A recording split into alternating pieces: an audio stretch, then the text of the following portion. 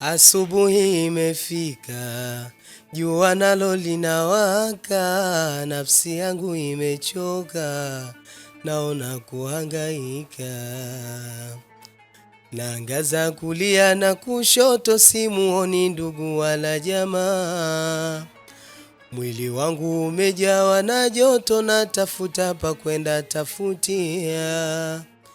Naamini mtoa riziki ni Mola katika hii dunia tapata ya halali ilo bora.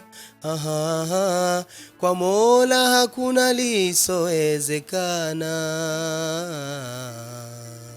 Asante bwana. Nimependa. Sasa hii nashdi ni nzuri tena nzuri. Hii nashdi yako ni mpya ama ishatoka? Hii bado ni mpya, ila nipo kwenye kuitambulisha. Upo kwenye kuitambulisha? Ndio. Labda ni kitu gani ambacho umefikiria hadi kuitoa hii nashdi, kwa sababu nashdi nahisi imebeba ujumbe mzito? Ndio. Ni kipi ulichofikiria labda, ama kitu gani ambacho kimeweza kukufika wewe binafsi? Ni maisha tu ambayo kila mtu anamfika, au kila mtu amepitia au anaendelea kupitia pia. Sawa, lakini katika maisha kuna vipengele vingi ambavyo watu wanapitia, kwa sababu kuna wasanii ambao wanaimba nyimbo, mtu labda kuna kitu kimemfika. Ndio. Kwa mfano kwenye mapenzi, labda katendwa na mpenzi wake, akajikuta anamtolea nyimbo mpenzi wake. Sasa ningependa kujua, ama watazamaji wetu pia nao wanatamani kujua, inashdi sababu gani ambayo imefanya mpaka nayo katoa inashdi? Nimeitoa hii nashdi, kwanza tujifunze na mengi katika hii nashdi. La kwanza, tusikate tamaa, sababu Mola humpa mtu kwa wakati. Tusikate tamaa na tuwe na subira pia, kwa sababu hujui siku gani utapata. Wapo watakao kukatisha tamaa, lakini wapo watakao kukupa moyo wa kufanya yani unalotegemea kulifanya au unalolifanya.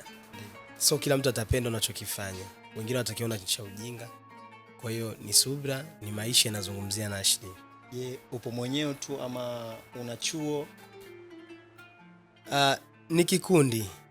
Tupo kikundi, kina wanafunzi wakubwa na wadogo.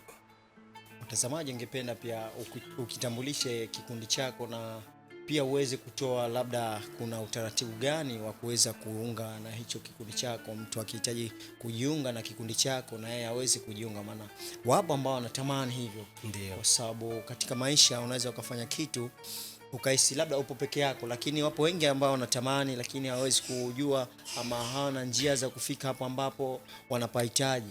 Ndio. Kikundi chetu kinatambulika kwa jina la Ihya Nashid, kinaongozwa na mimi mwenyewe Ali Hassan Ali, pamoja na viongozi wenzangu Abu Hudhaifi pamoja na Yusuf Hamis. Hao ndio viongozi tunaopatikana katika kikundi hichi. Lakini pia kwa wanaohitaji labda kujiunga au kujisajili, wapo, mlango upo wazi.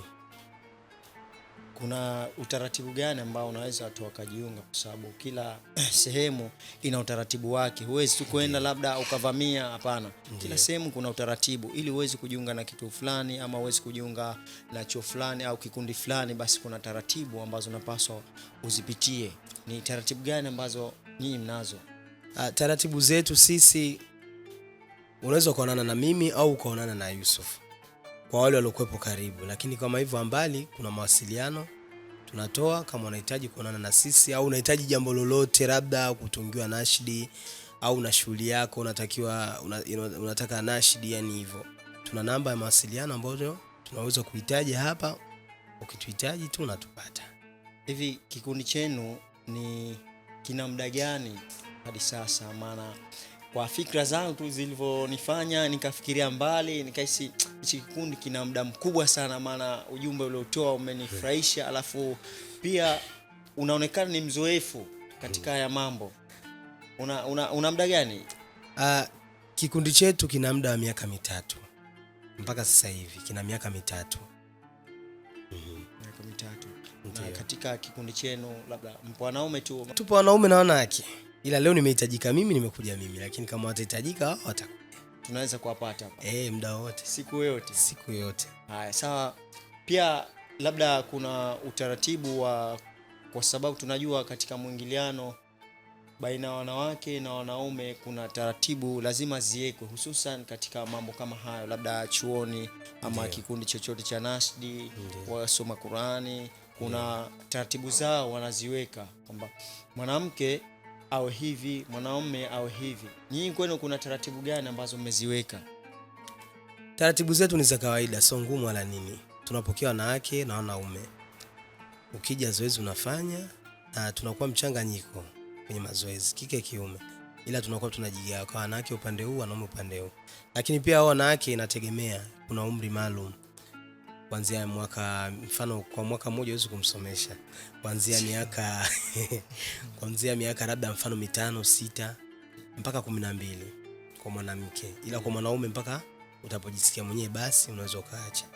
Sasa kwa nini labda unasema kwa mwanamke kuna kiwango ama kuna umri akifikia hawezi kuendelea, na kwa upande wa mwanamume kuna umri ambao anaweza kufika, yani mpaka kuzeeka kwake, mpaka atapotaka mwenyewe au mimi sasa hivi basi? Kwa sababu gani?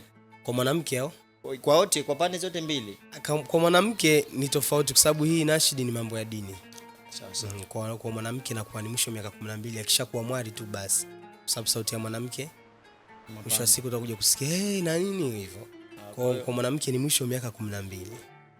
Na wazazi labda walichukuliaje ile swala la kuwasomesha watoto wao hivi vitu, kwa sababu wazazi wako makini sana na watoto wao, hususan kipindi cha ambacho tunacho cha siku zote kusikia watoto wanazalilishwa, huyu kazalilishwa hichi, huyu kazalilishwa hichi. Kwa hiyo wazazi wanakuwa yani wapo macho sana na watoto wao. Nyinyi labda wamelichukuliaje ile swali? Kwanza wamelipokea, naweza ngasema hivyo, wamelipokea kwa sababu kuna utaratibu maalum kabla ya mwanafunzi hajamchukua. Lazima tumsajili kwa sababu sisi wenyewe tumesajiliwa, kikundi kimesajiliwa.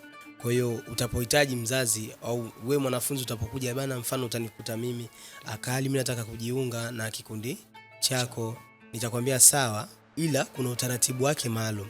Lazima tuonane na mzazi wako kwanza. Kuna yetu tumpe na yake kama anayo atoe, alafu kuna form maalum ambayo anatakiwa kuijaza.